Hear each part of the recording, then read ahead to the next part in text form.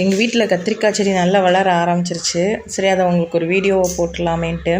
ஆக்சுவலாக கத்திரிக்காய் வந்து விதை வாங்கி தான் போட்டுட்டு அது நாற்று வந்தோன்னே எடுத்து நட்டு வச்சுருக்குறோம். இப்போ கொஞ்சம் வளர ஆரம்பிச்சிருச்சு. அதுக்குமே கொஞ்சம் பூச்சிகள்லாம் தாக்கக்கூடியது இருக்குது. ஆக்சுவலாக அது வந்து வெள்ளை மாவு பூச்சின்னு சொல்லுவாங்கள்ல, அது நிறையா வர ஆரம்பிக்குது. சரி, அதுக்கு மருந்து ரெடி பண்ணணும். அது மருந்து ரெடி பண்ணிவிட்டு அதை போடணும்.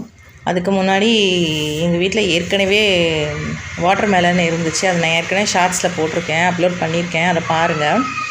அது வந்து சரி வேணாம், அது போதும், அதோடு அந்த செடி கருகிருச்சு. சரி, எடுத்துகிட்டு இதை உடச்சா இப்படி இருந்தது. ரொம்பவே சந்தோஷமாக இருந்தது.